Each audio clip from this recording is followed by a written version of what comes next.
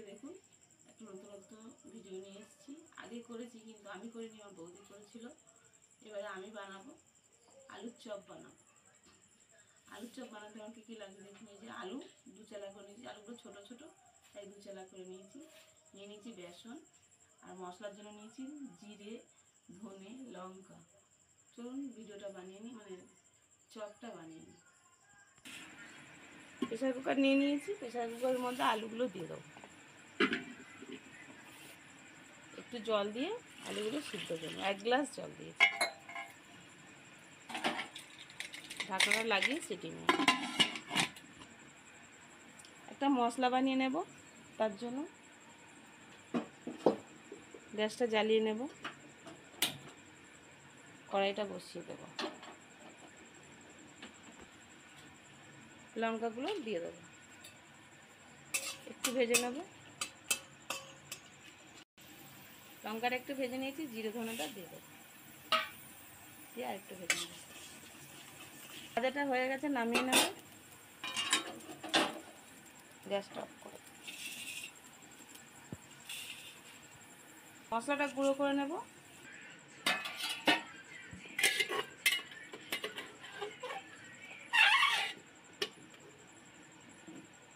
জল আছে,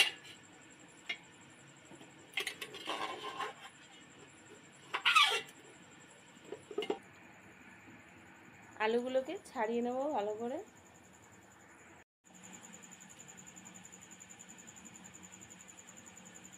আলুগুলো সব সিদ্ধ করে নিয়েছি, মানে ছাড়িয়ে নিয়েছি। এবার মেখে নেব।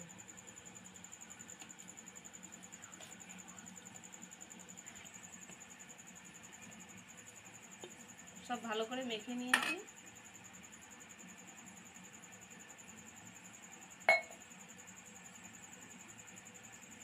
এই গুঁড়ো করে নিয়েছি মশলা, মশলাটা দিয়ে দেবো।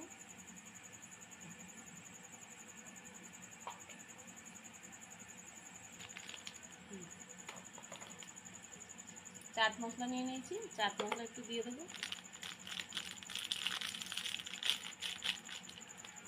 খুব বেশি দেবো না, অল্প দেব। লবণ পরিমাণ মতো।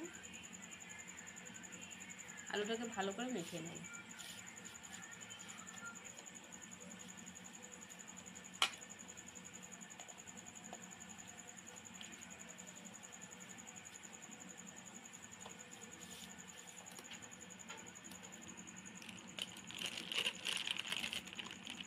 এখানে একটু বেসন ছড়িয়ে নিয়েছি, নিয়ে এগুলো দিয়ে দিয়েছি। এখানে একটু দিয়ে দেবো। বেসনটা না দিলে জড়ে যাবে, ওপর থেকে আবার একটু বেসন ছড়িয়ে দেবো। বেসনটা দেওয়ার কারণে আর হাতে চেপে যাবে না বা ভেঙে যাবে না। বাদ বাকিগুলো আমি এভাবে বানিয়ে নেব। একটা বাটি নিয়ে নিয়েছি, বাটির মধ্যে বেসন নিয়ে নেব। এতে 200 গ্রাম বেসন আছে, আমি পুরোটাই নিয়ে নিয়েছি, একটুখানি রেখে দিয়েছি। বেসনের মধ্যে দিয়ে দেবো লবণ,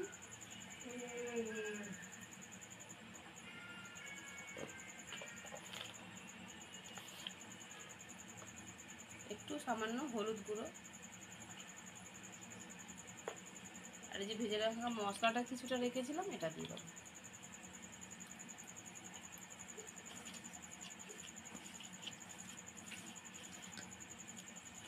এবার অল্প অল্প করে জল দিয়ে আমি ব্যাটারটা বানিয়ে নেব। বেসনটাকে ভালো করে আমি ফাটবো অনেকক্ষণ। এইভাবে ফাটতে হবে, এইভাবে ধরতে হবে, এইভাবে ফাটতে হবে। ফেটে ফেটে বেসনটা আস্তে আস্তে পাতলা মতো হয়ে যাবে। দেখুন কত সুন্দর ফাটিয়েছে। এখানে জল নিয়েছি, এই জলে আমি চেক করে নেব। একটুখানি নেব, নিয়ে জলে ফেলবো, সঙ্গে সঙ্গে ভেসে গেছে।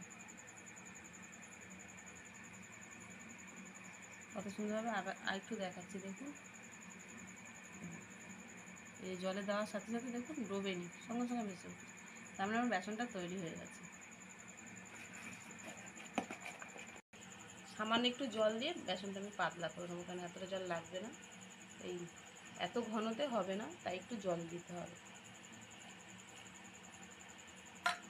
খুব বেশি পাতলা করলে কিন্তু হবে না, তাহলে বেসনটা খুব পাতলা হয়ে যাবে, যখন আলুগুলো চুবাবো পাতলা পাতলা হয়ে যাবে, একটু ঘন থকথকে ভাব রাখতে হবে।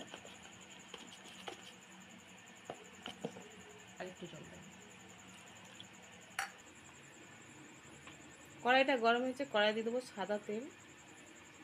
চপটা সাদা তেলেই ভাজতে হবে, সরষের তেলে হবে না। তেলটা দিকে গরম হয়ে গেছে, এইদিকে এই দেখুন ব্যাটারটা বানিয়ে নিয়েছি। এবার এখানে দেখো, এখান থেকে একটা একটা করে নেব, এভাবে দেব, দিয়ে উল্টিয়ে নেব, এভাবে তুলব। কত সুন্দর ভাবে দেবো।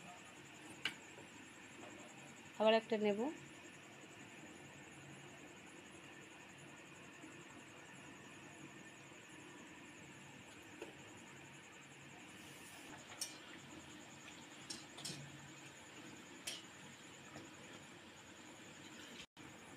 এই দুটো হয়ে গেছে, আগে তুলে নেব।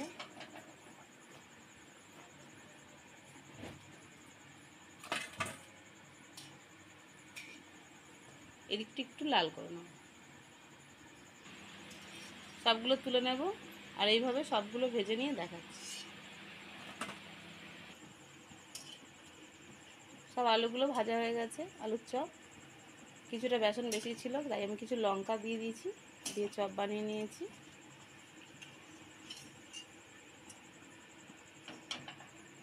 এই দেখুন চপগুলো কত সুন্দর হয়েছে দেখছি।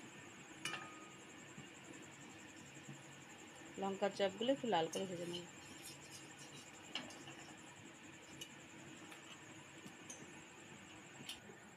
চপগুলো আমি প্লেটে সাজিয়ে নেব।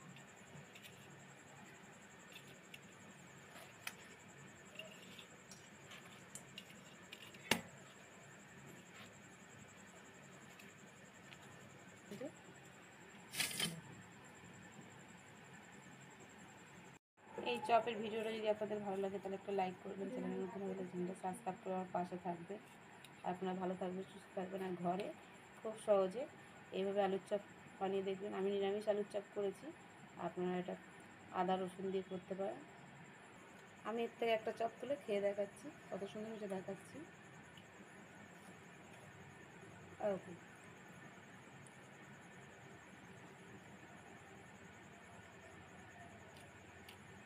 খুব সুন্দর হয়েছে, দারুণ হয়েছে।